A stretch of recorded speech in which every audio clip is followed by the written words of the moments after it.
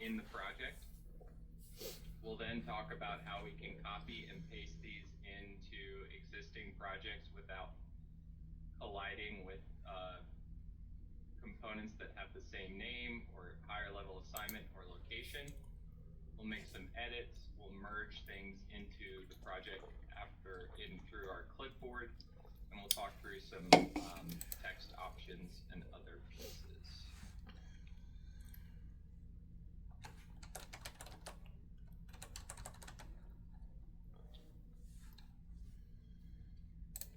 So you can create part assemblies.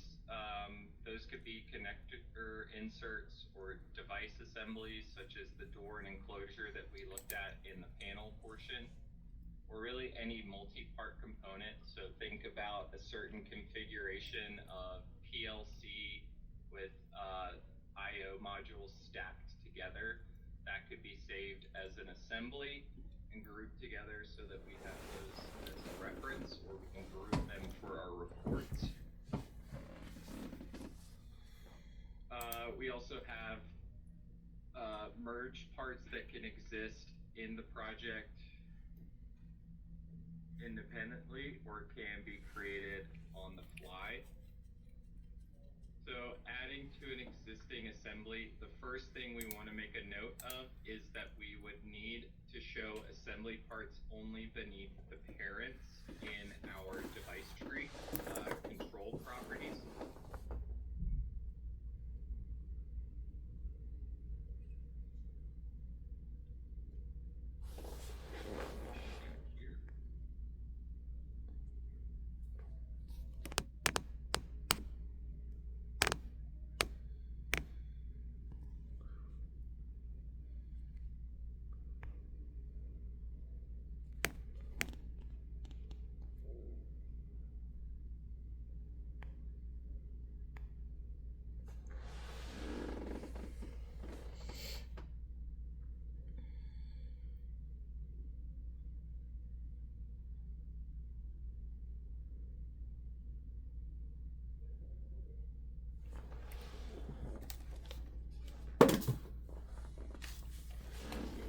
Look at our devices. Right click and go to tree control properties. And in here, again, we just want to confirm in our sorting, we show assembly parts only beneath parents. Hit OK. So the next thing we want to do is we want to pull in the parts that we want to combine. So I'm going to build out another cable like this, but this time we're going to pull it in and we're going to treat it as an assembly. So first,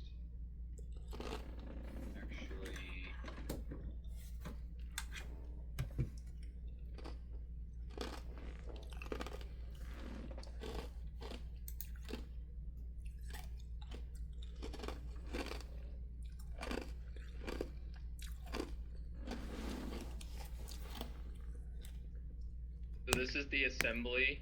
Oh, excuse me. This is the assembly we're going to be creating. It's again that same section that we did with our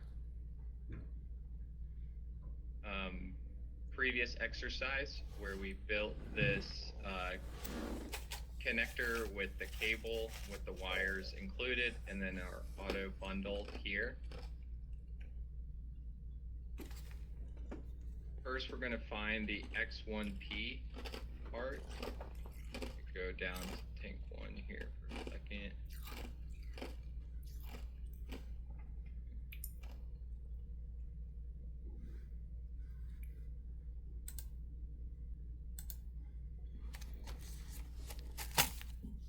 S1.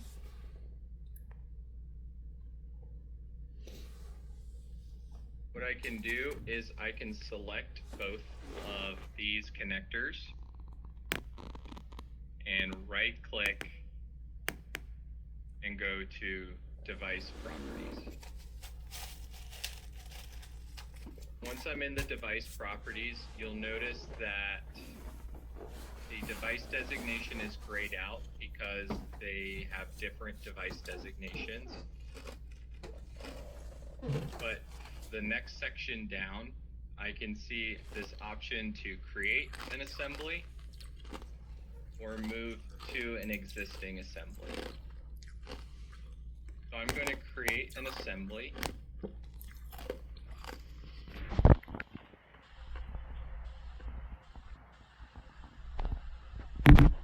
And I'm going to inherit the item designation from the assembly. From here, I'm going to now have my device designation opened up, and I'm just going to call this X_assembly.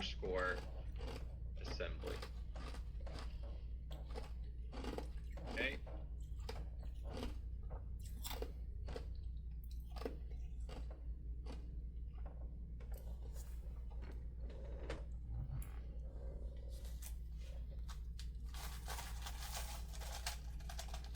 So now, because I selected inherit device designation from assembly, it's changed both of these to match the assembly up here.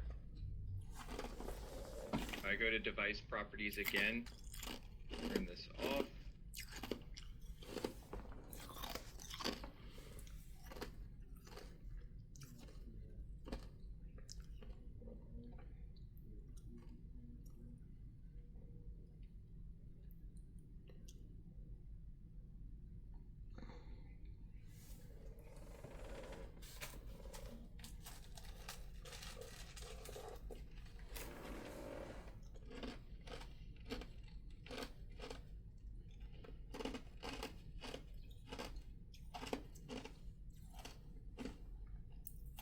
This is X1E.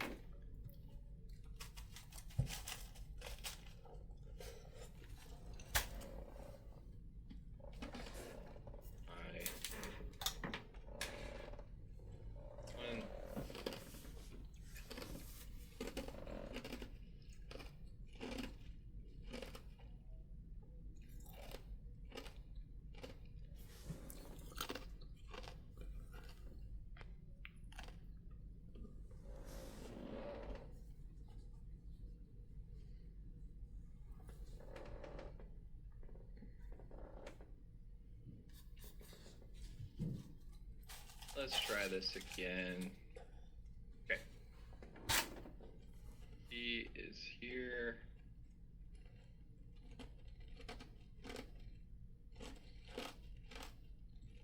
I'm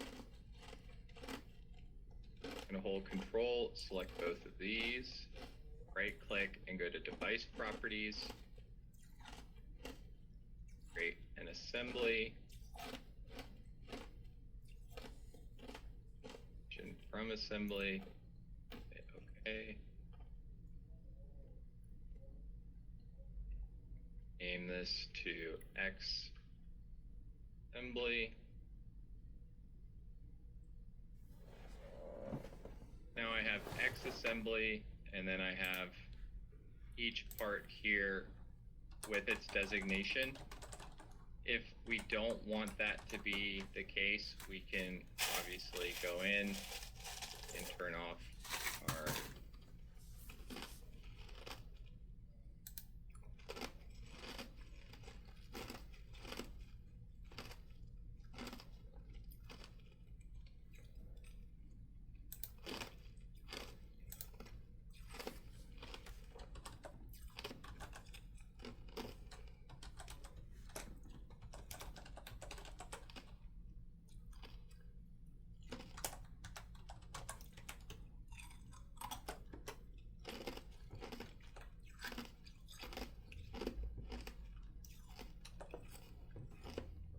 it back its original nation, but still have it classified under the X assembly.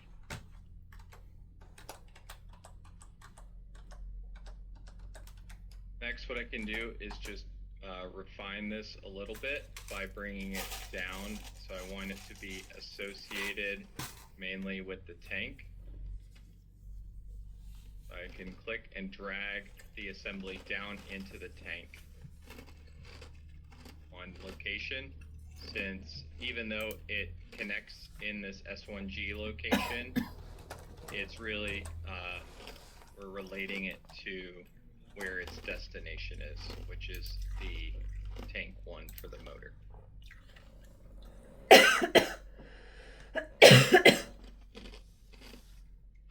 The other part of this that is missing right now is the fact that we don't have the wire or the cable associated with this assembly paired with the assembly. So I'm going to open up this cable. So if I jump in here, you'll see here's my cable in tank 1. I'll right click, go to device properties, and instead of creating an assembly this time, I'm just going to move it to an existing assembly, and I'm going to move it to the X assembly tank 1.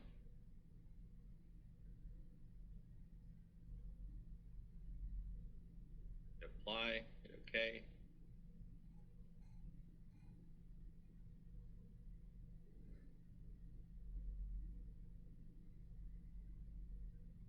And now you can see I have X assembly with the cable and the 2 connectors all grouped together.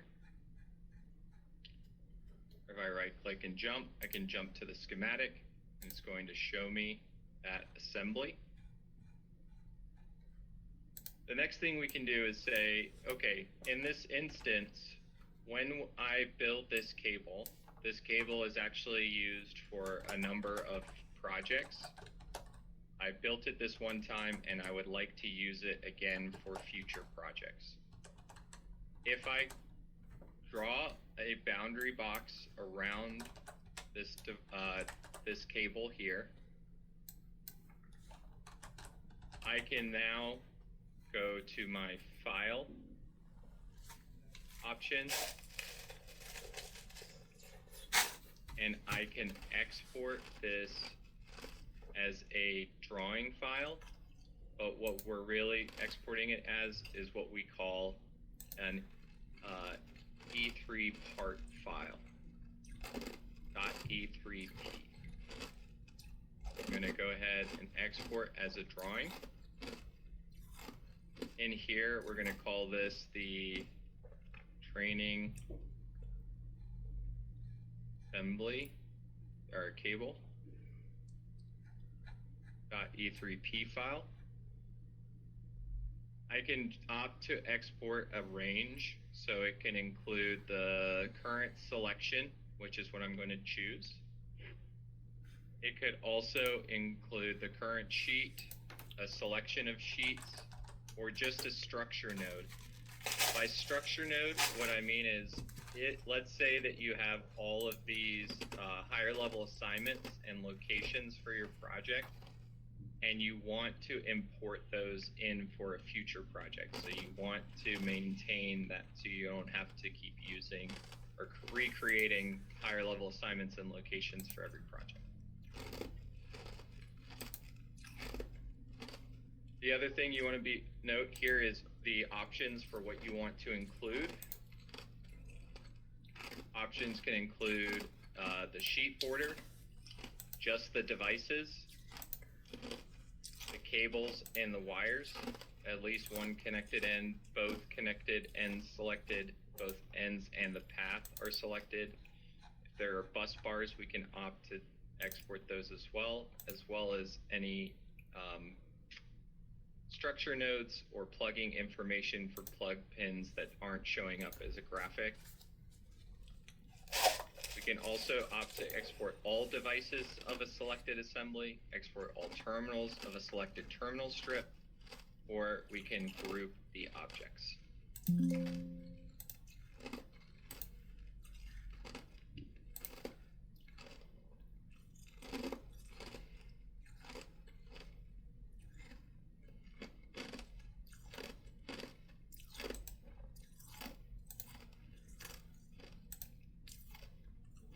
ahead and save this. Now I'll point out the location that we want to store any part files is going to be in your C drive. And this can always be moved later on, but as default, it's going to be in your C users public documents, Zukin 2025, PDB, and you want to select this subcircuits folder.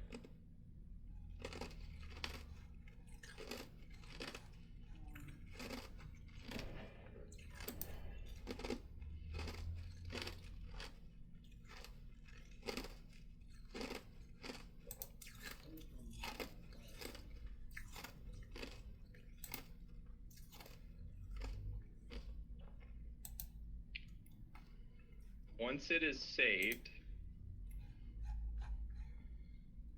we can now import a drawing file to be used for our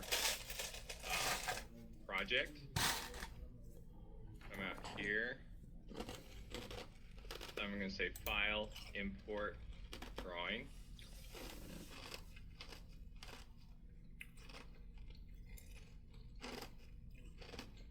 Now I'm going to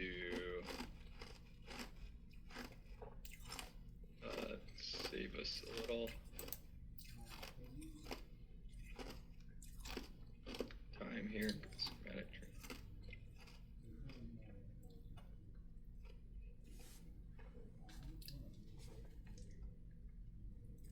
Now before I open this up, it's important that I look at the options. By selecting options, the most important thing on this page is that you want to select Paste Extended. Paste Extended is the safest way to import anything into DTM because it allows us the ability to edit it before the project is merged.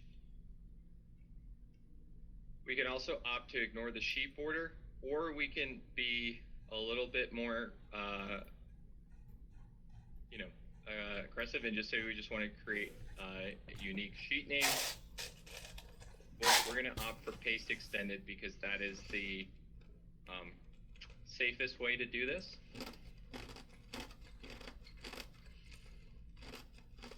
We'll hit OK, and we'll go ahead and open.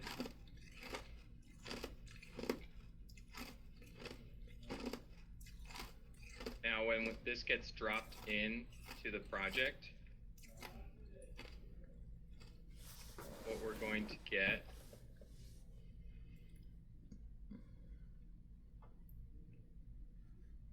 is in our device tree, you will see we now have a clipboard at the bottom.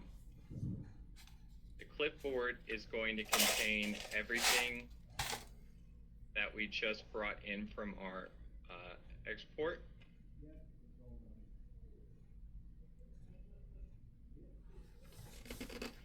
And it's going to show us any object that is conflicting with what is already existing in the project. So in this case, you can see that W1 is conflicting.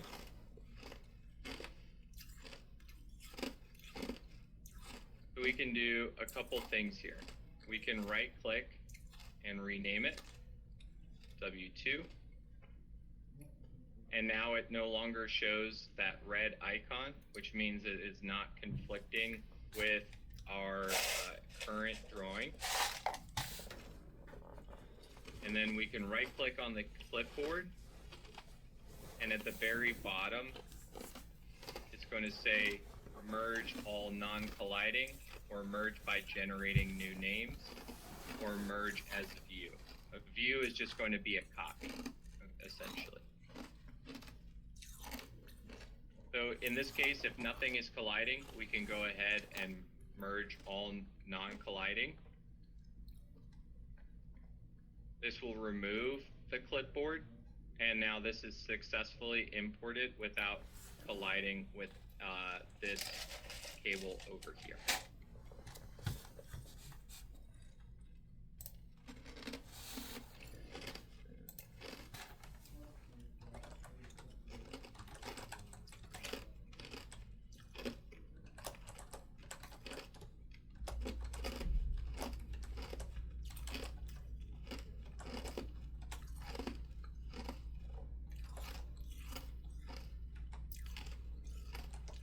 can be used for template design layouts. It can be used for systems. It could also just be used for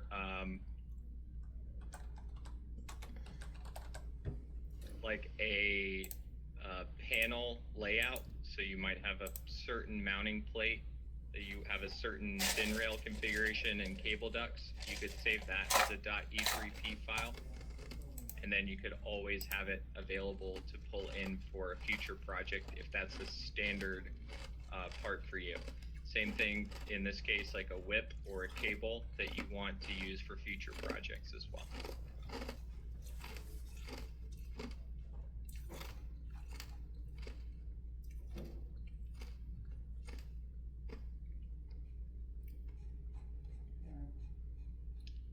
Important note here is that clipboard items must be merged into a project to be considered part of the project.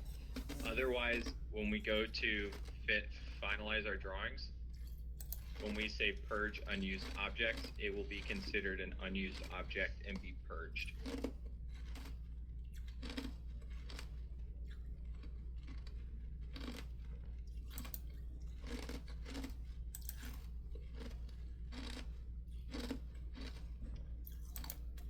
Let's just look at another example here.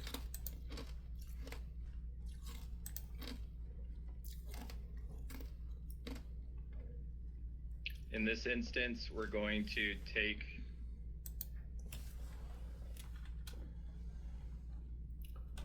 device here. We're going to copy it, and we're going to right click and paste extended. Paste extended turned on. We are safe. We drop this onto our schematic. And again, if we look at our devices, you'll see that the clipboard has been opened up. And we can see all conflicting devices are placed here. So we can change the name, obviously, that's one way to do it. The other way to do this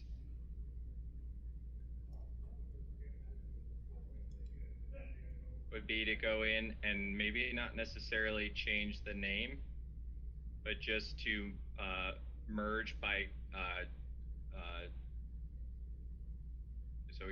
first option is generating new names. But let's say we wanted to keep this structure. We still want it to be disconnect 1 or 2. We can also go into our device properties here. And if we want to, if we just simply change the location, hit apply. Okay.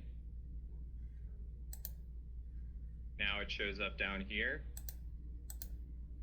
And it's no longer colliding, even though it has the same name as the original device designation.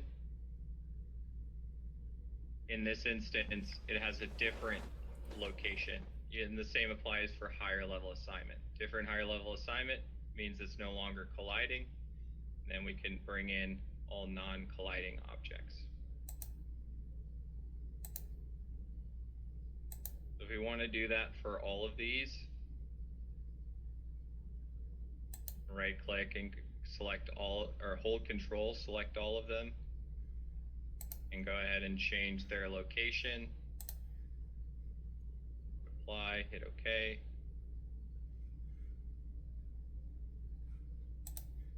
We can see none of our wires are colliding here, but we could even come in here if we wanted to and rename the cores and wires.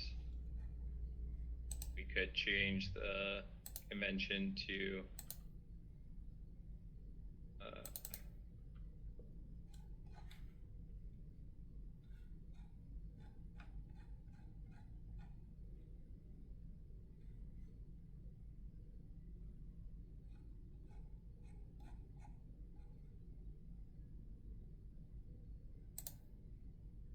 so it's going to renumber all of these wires to start at 100 and go to 200 as the end of that string.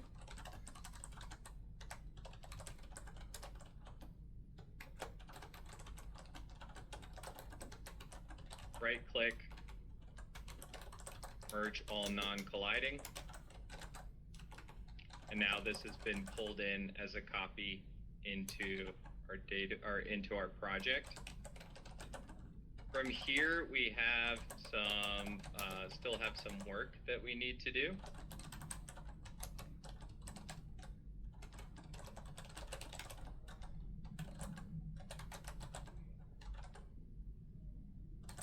We want to define the connection here, here, and here. Now it's important to point out that when we're bringing in this object, if I were to start bringing in all of this, I'm gonna start to get myself in trouble because I'm actually bringing in any connection from what's connected above here. And I don't necessarily want to do that. So I cut off my selection for the copy at this device here. I did not include the wires, even though it was still carrying that logical connection there, or the logic, I should say.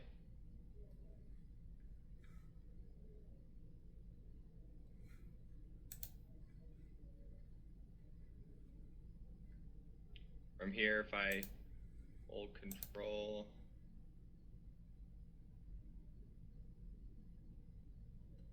I want to define a target.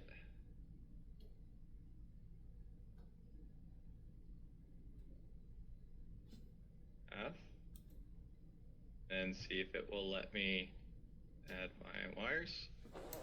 I'm going to say no because the maximum number of wires has been reached at my other device.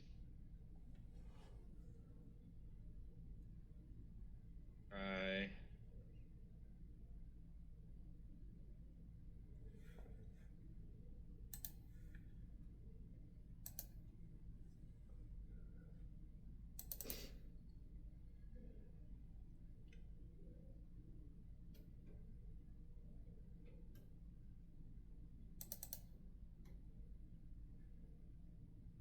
You'll see here that the connection for this device property, my slots and pins,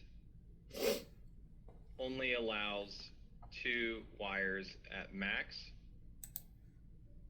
So I've got 1 wire landed here. That's running to where that connection that we just pasted in. And the other wire is running up to this device here.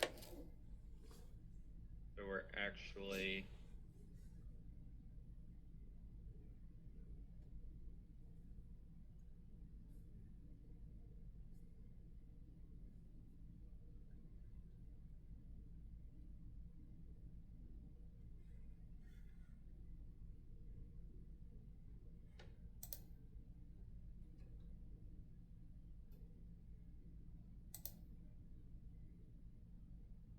but it's assuming that this connection is B.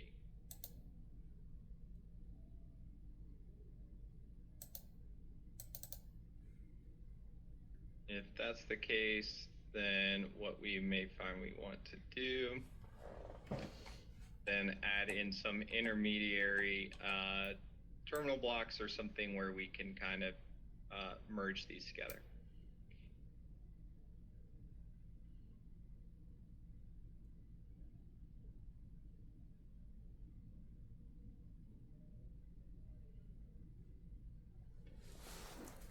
Fastest way to merge is just by generating new names. If you want to just manage it from inside the project, then just selecting generating new names will allow you to modify it that way. We talked about renaming, doing a quick rename of the cores and wires by right-clicking and selecting rename on our wire list.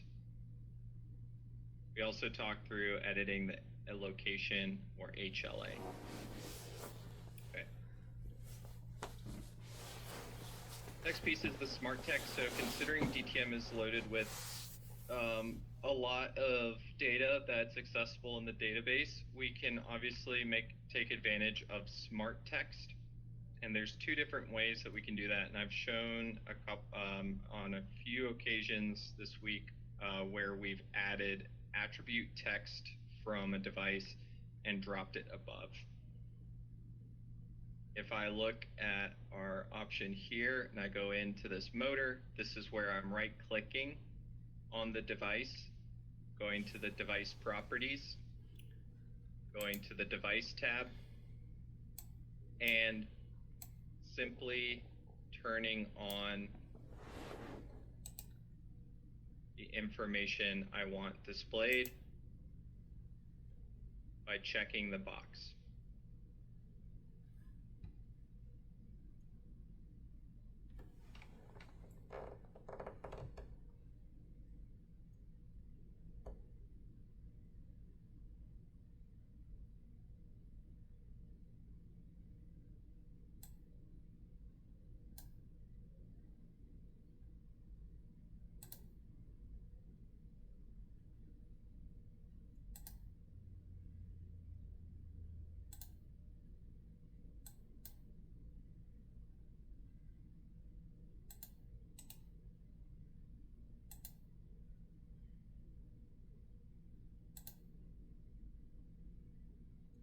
Now, the other way that we can add attributes in a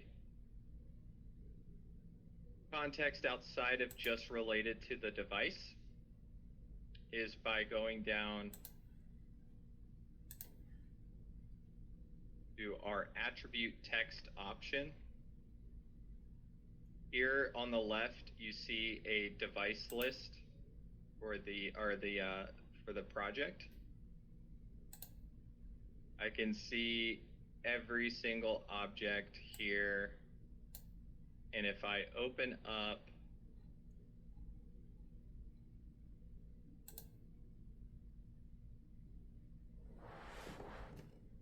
Vernal Motor 1,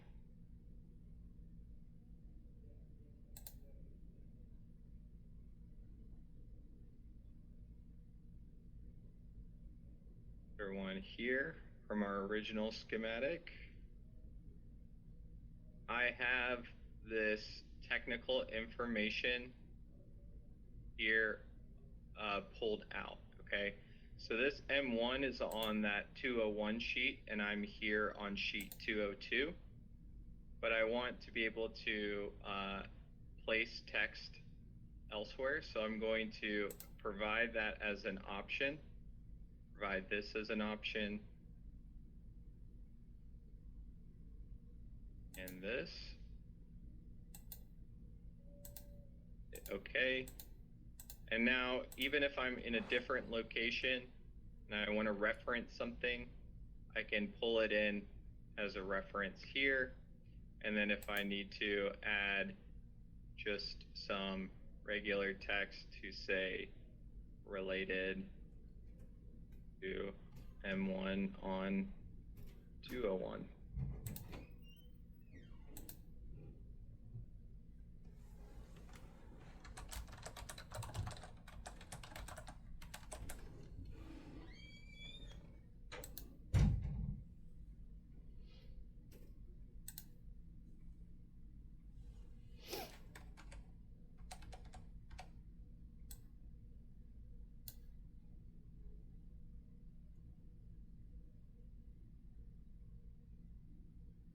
This just allows me to have access to information that might be elsewhere in my project and place it where I think it might be important context or additional information that might be necessary.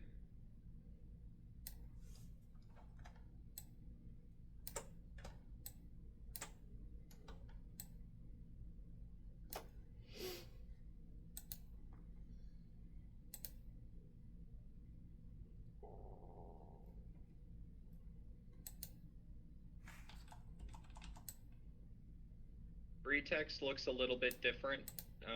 Some people call it free text, others call it dumb text.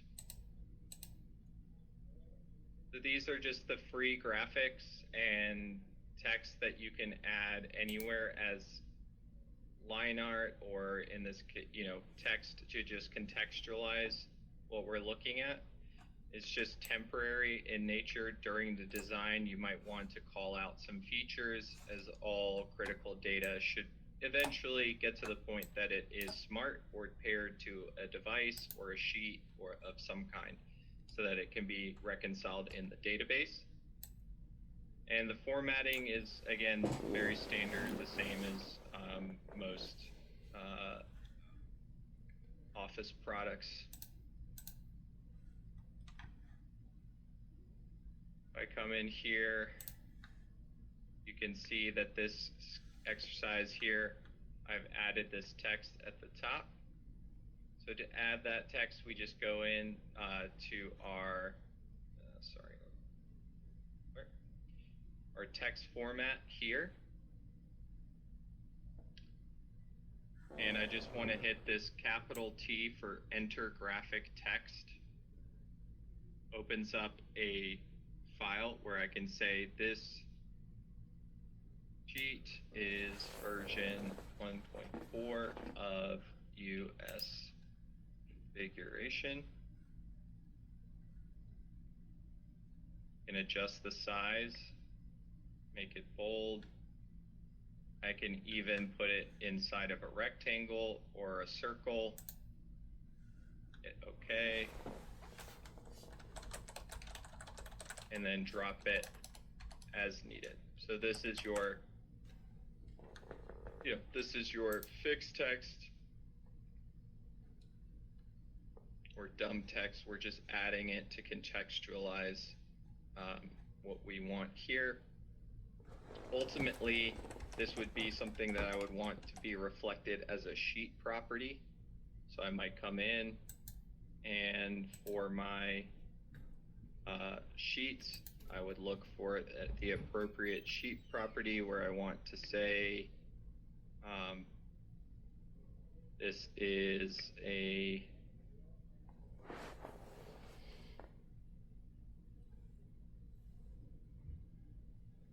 function. Contextualize it with some sort of data sheet or a modification text, whatever makes sense for us, right?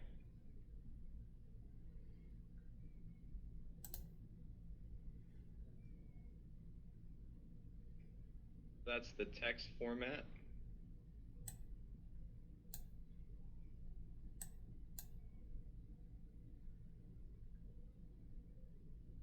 Now, I'll touch on this briefly. The last piece is our variants and options.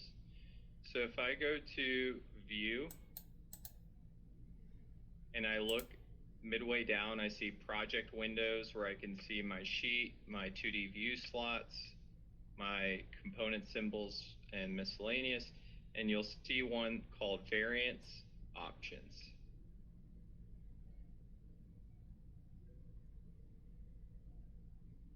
Variants and options, and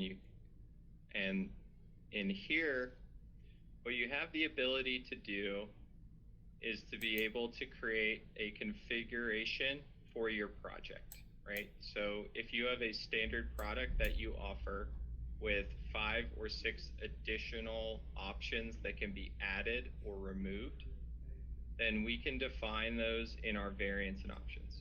Now, this is not something that you're going to necessarily need on day one, but as you get farther into your design work in DTM, you may find that you want to utilize this. It is something that is best done with a complete project, a full understanding, and the only reason we really kind of caution people with the variants and options is for the sole purpose of understanding that you have to kind of think through all the different variants and how you're going to set them up. And that's just not necessarily something that you're going to want, not going to be doing on day one with DTM, right? But we have some options here. You can have, within that, you can then enable certain variants of that. I off. Turn this one off. You'll see that now where there were motors, they have now been grayed out. I can enable a 2-motor system, and you'll see 2 motors here. If I want to enable a 3rd motor, I can do that here. And in this case, we might add a 4th motor. So we can add this in, Control C, right click, paste extended, drop it right here. And then we could say that this is merged by generating new names. Now my device has gone away. If I want to assign this to a variant or option, and I can select the object, right click, and you will see under the move rotate in your context menu an assign options feature. Once you have that in here, you want to follow the context here. So it's going to be system config 1, and you want it to be included in the 4-motor configuration.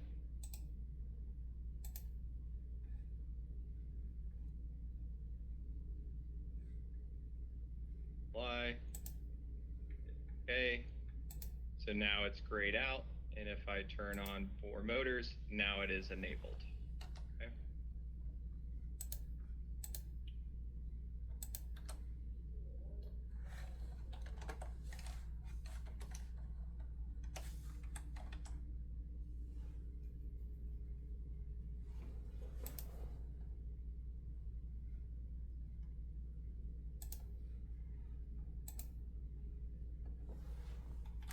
Last thing here we want to talk through is free text editing and locking objects. So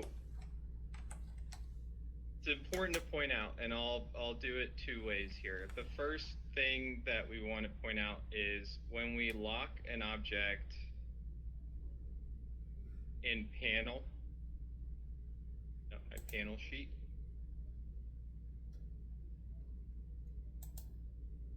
I would like to lock my mounting plate and my enclosure by going to device properties, going to the shape tab, and selecting lock position. The reason I do that is because when I'm doing this, if I want to just click and grab these 2 devices so that I can align them all to the left, if I click and drag to make this context menu with the mounting plate unlocked,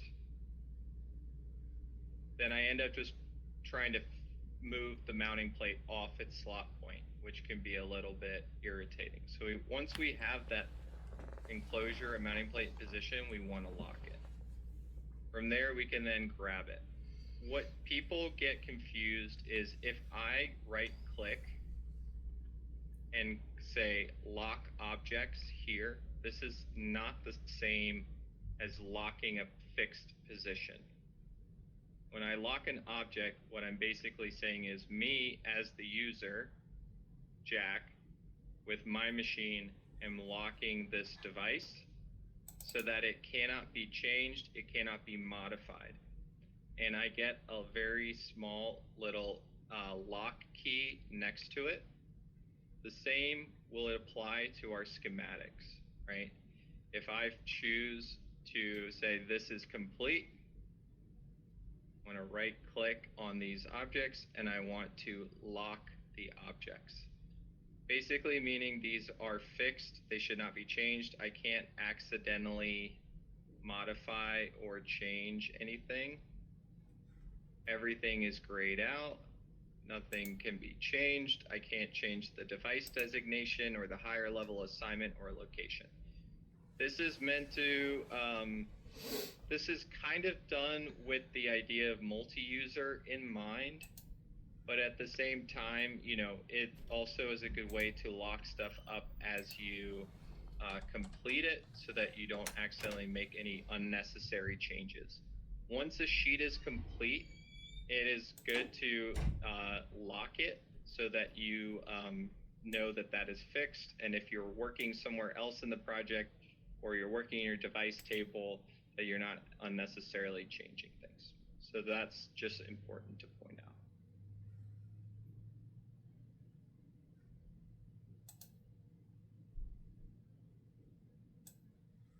You just want to lock away yourself from any accidental edits.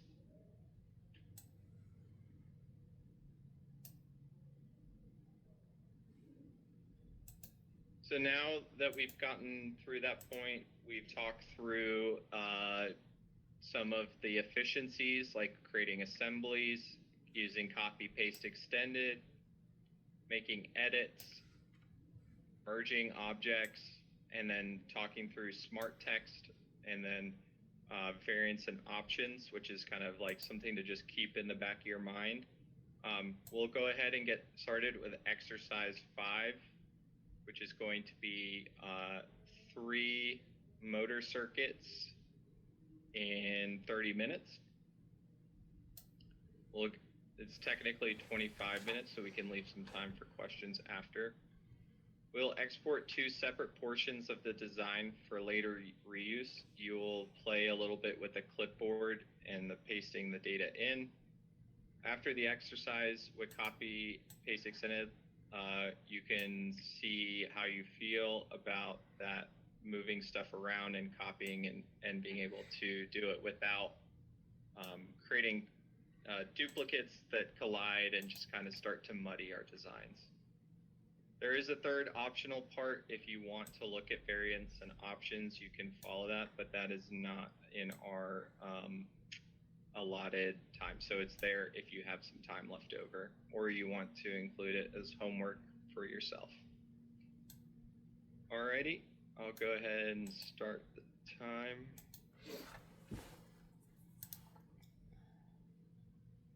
Feel free to out if you have any questions.